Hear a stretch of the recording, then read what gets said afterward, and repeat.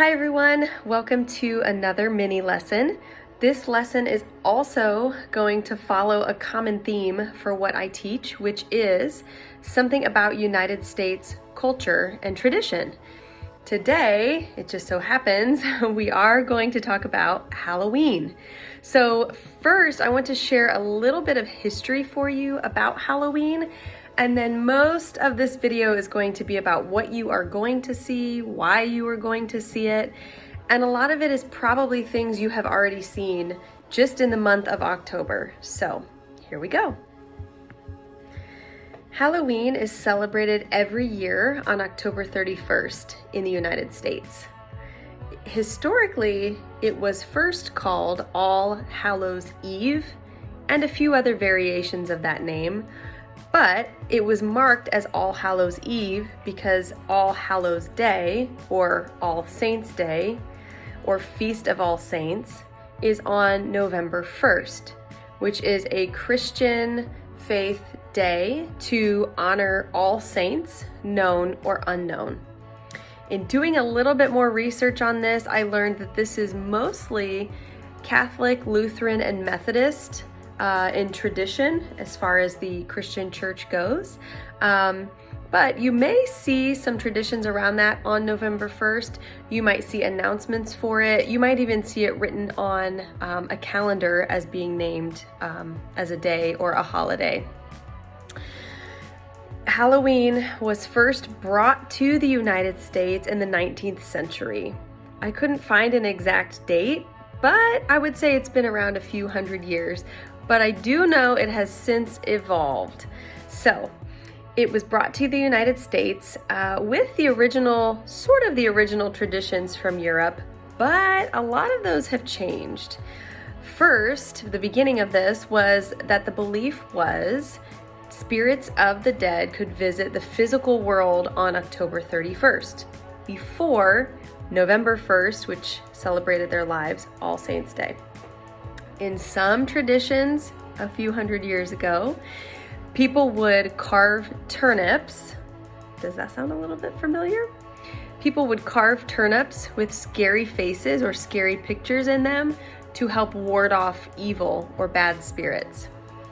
Other traditions included wearing scary costumes.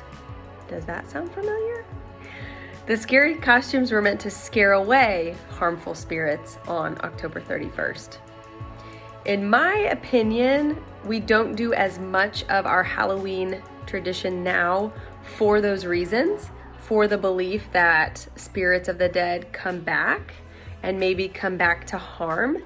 I don't think many of us believe that anymore, at least in my family and in my childhood. That's not why we were celebrating or doing anything on Halloween. But all that said, you may still see a little bit of history of that on TV, movies, decorations even, and so it might start to make more sense now if I'm explaining this to you. So even though Halloween is on October 31st, that is the actual day of Halloween, you probably have already seen many things throughout the month of October, including clothing would change. People will wear shirts or hats or decorate with spooky things. Spooky, another word for scary, maybe creepy, might be things like spiders, bats, skeletons, witches, or even pumpkins can be a little bit scary depending on what face is carved into them. Another one that I will not show you any pictures for because it's too much is you will see Halloween shows and movies. You will see Halloween talked about in regular shows on TV, but there are also a lot of Halloween movies. New Halloween movies, old Halloween movies, and everything in between. I know for my family, we have a few funny Halloween movies that are a tradition for us to watch. Not so much anything really scary, but there are a few funny ones that we like.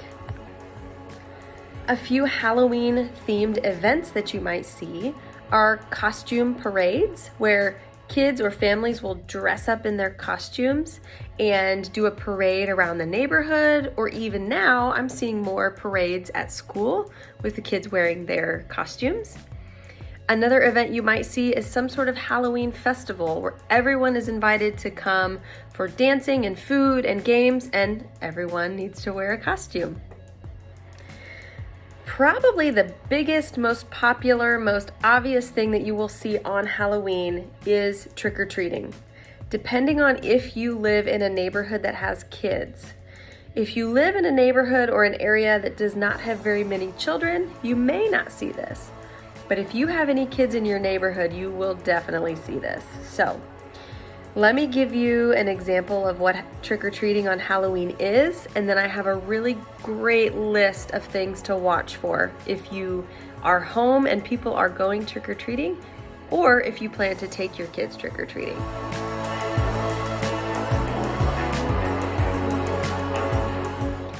So, trick-or-treating is when generally kids dress up in their costumes, walk around the neighborhood, knock on doors, and say, when the door opens, they say trick or treat. And that originally means, please give us candy, please give us a treat. If you don't, we will have to play a trick on you. I don't think that we hold very tightly anymore to playing a trick if someone doesn't give candy, because for the most part now, only the houses that have a light on are the ones that you should visit. So when you knock on the door and say trick or treat, someone will open the door and give you candy or a treat of some sort. Nowadays, it's not always candy that you will get. Sometimes it's other snacks that are not candy. I have even seen things like toys, Play-Doh, pencils, little Halloween rings. So it just depends on what that family or what that house wants to give out when the trick-or-treaters come.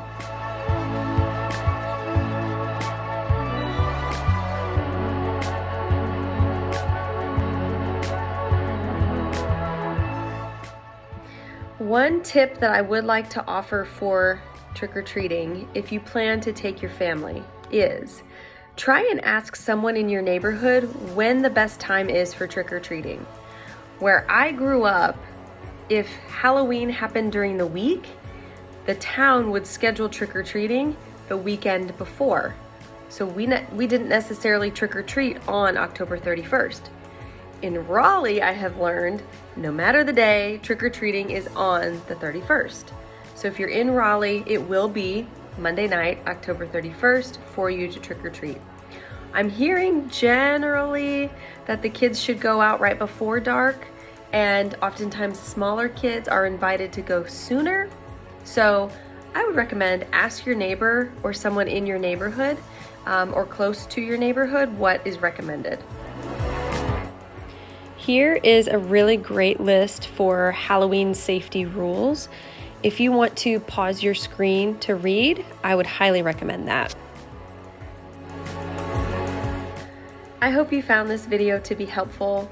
As always, please leave a thumbs up when you have watched, and I would love to hear if you have Halloween in your country or something like this in your country. If you do, share it. If you have something different, share it. Also, if you have any questions, please let us know. Have a great day.